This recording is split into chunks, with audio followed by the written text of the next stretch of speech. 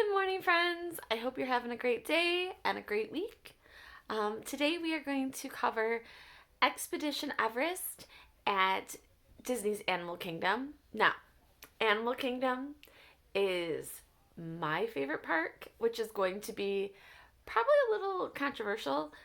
I love Animal Kingdom because of the theming of the park and the animals, obviously, but also because of Pandora, because of just it doesn't feel rushed. And there's so many little places that you can kind of go off and get away from everyone. It doesn't feel like there are a ton of people there. It's a little bit more relaxing. That's just my take on it. There are choke points, but what we're going to cover today is Expedition Everest. I will be going through and covering all the rides in each of the Disney parks. That is the hope. That may not happen, but that is the hope. So we are now on to Animal Kingdom. So Expedition Everest is a huge roller coaster. It does not go upside down. It does go forwards and backwards. So for about half the ride, you're going forward up Everest in search of the Yeti. The queue is superbly themed. You can fit your manual wheelchair or an electric wheelchair through the queue so you can see everything. Oftentimes, this is one that at night you can ride and re-ride and re-ride without a lightning lane fast pass. Like, it is one because of how high up it is. A lot of people, I think no way, this isn't for me. It is intense. It is one of the more intense rides in all of Disney World, but again, once you're prepared for the fact that you're going to be very high up, and by very high up, when you get to the top of that mountain, um, it looks like the Yeti has broken the track, and you can see out over everything if you are in the front. If you're a person that's scared of heights, this is probably not a ride for you. If you're not scared of heights, you'll be fine. If you are a little freaked out, my daughter has a little bit of a little scared of them. She can handle it fine. The first time she rode it though, she just had made the height and wasn't really able to see over the side very well. So that being said, it goes very high up. You can see pretty much all of Disney World. You can see into Orlando. It's pretty crazy. So then you will go backwards. And that force of going backwards around turns and stuff can be a little disorienting. So just be aware that that will throw your body a bit. It is a lap bar. That's because we don't go upside down. But it is a lap bar, and it's a lap bar not meant for support. It's just meant to keep you in your chair, right? So just be mindful of that. It's going to keep you in your seat. You aren't going to fly out.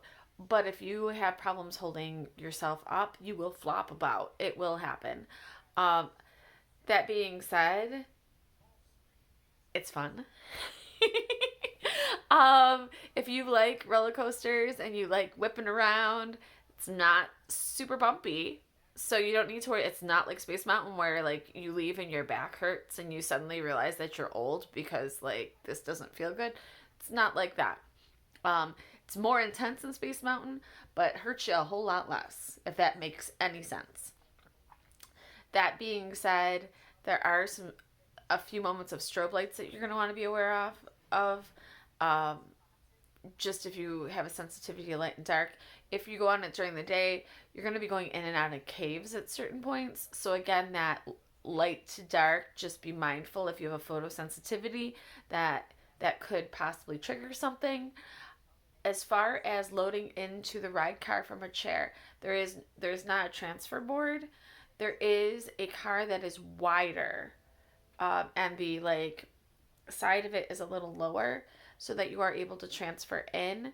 My advice, well, depending on your particular situation, would be to put the person that you're riding in with first and have them help you up and in, and then the person in the chair would ride right next to the loading dock. So, like, if you're facing, I don't know, if you're facing forward, I guess, the one person would be on your right, the other one, the person in the chair should be on the left. You can bring your chair right up to the ride. Look at the camera's going away from me. Woo! You could bring the chair right up to the ride, and then the actual cast member will pull it away from you and bring it back. So no problems with that. That's all good. Like I said, the chair can go through the whole queue. The queue is really cool. We're in search of the Yeti, because the Yeti is hiding in the ride. The Yeti's coming to get you, and you can hear the Yeti throughout the whole thing. So I mean, not when you're outside, but when you get into the caves, basically as soon as you get to the point of where like the track's ripped up and there's a bunch of hair ties off to the side, which I still don't understand. If someone can fill me in on why people throw hair ties or why Imagineering has placed hair ties there, that would be great. But when you get up to the top, when you're riding it, just check off to your right side. There's a bunch of hair ties just chilling there. Don't know why. No clue. Always confuses me. And then, like I said, when you zip back, you'll hear the Yeti. Or at least what I think a Yeti probably sounds like, because I've never really run into a Yeti before. And I mean, that's it. It is meant to be a little scary, right? So we aren't going to bring maybe friends that get scared really easy. But I get scared really easy, and I didn't think it was scary. In my opinion, I mean, if I'm comparing scary things, Gringotts, right, in Universal, when Nagini comes up, I screamed and said, I don't like this, I don't like this, and closed my eyes. So it's not scary. That's scary to me. This is not scary. But to each his own. Does not go upside down, does whip. Again, if you don't want to be whipped as much, try to get a seat in the middle, but sometimes the seats, I think, if memory serves, the seats closer to the back are more accessible for a wheelchair. Also, something to be aware of, and I'm trying to remember now, I'll have to switch hands. I need to get a new tripod, friends. That is a need. I don't remember. But when I do remember, I'll include it in another video. That being said, please like, subscribe below. It makes my heart happy. I am so honored to be able to help you in any way with your trip.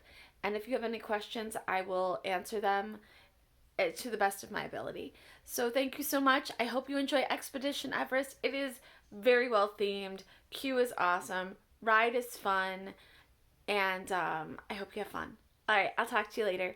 Bye.